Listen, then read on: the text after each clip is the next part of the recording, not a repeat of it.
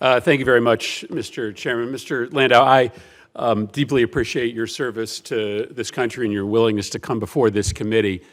But I'll be honest with you, I find it pretty offensive that you are trying to maintain that there is some good faith review happening at USAID when the representatives of the administration in charge of cost cutting have made it clear that the goal is to destroy USAID.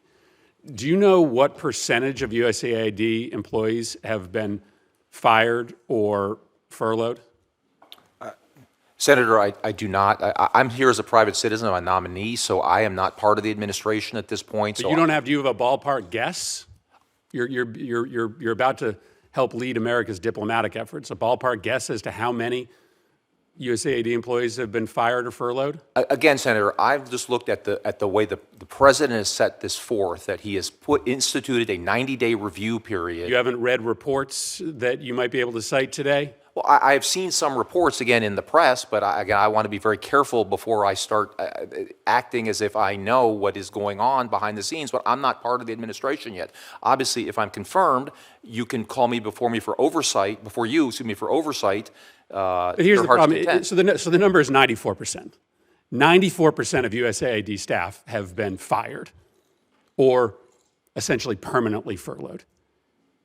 And you stated to us that you believe this is a good faith 90-day review, and yet you actually don't know how many people have been fired or furloughed. How can you come to the conclusion that this is a good faith review when you actually don't know the extent of the terminations? Wouldn't it be relevant as to the question as whether it was a good faith review if 94% of the agency had already been terminated? Well, Senator, again, I think it's important to recognize what are the programs and how are these people that are being fired or furloughed. But how do you come to the conclusion that this is a good faith review if you don't even know what's happening? Well, again, Senator, you can't have it both ways. You can't come to the committee and say, I know this is a good faith review, but I don't know anything that's happening because I'm not in the administration. Well, Senator, again, I assume the government, there's a presumption of governmental regularity that exists generally in the law. I believe strongly that the president, wants to comply with the law, wants to make sure that we are doing the American taxpayers' bidding by looking carefully at these programs and making sure that we separate the baby from the bathwater. I just don't think you can have it both ways. I don't think you can come here and tell us that you know that this is a good faith review, but assert that you don't have any basic information about what's happening. Mr. Rigas, which branch of government has the power to decide how taxpayer money is spent? Is it the legislative branch, the executive branch, or the judicial branch? Thank you for the question, Senator.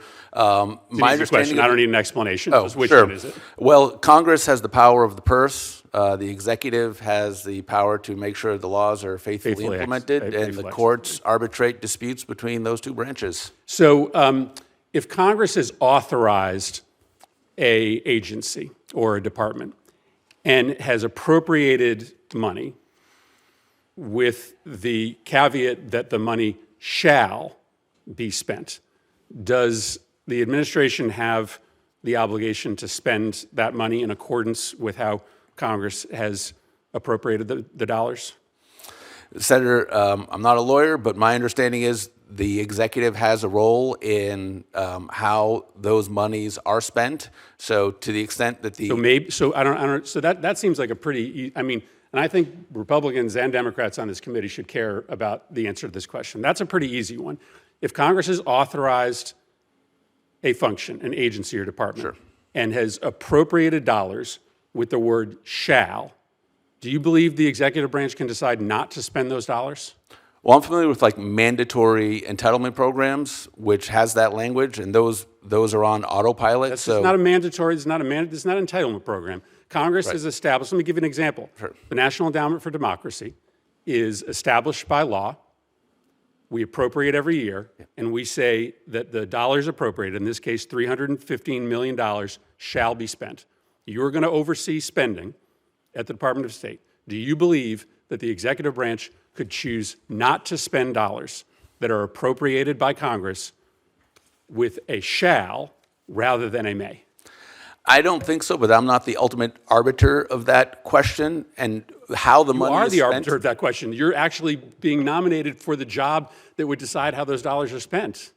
If I think the question at hand here is how is the money, on what things is the money being spent, not We whether decide it how should be that money spent is or not. spent, and you're supposed to execute it. If we say $315 million is to be spent at the National Endowment for Democracy, do you believe that you have the ability to deny that money to be spent on the functions that Congress appropriates? This is a really important question. I don't think so, but I also think You don't think so. So what's no. that? So you don't think so. So yes or no?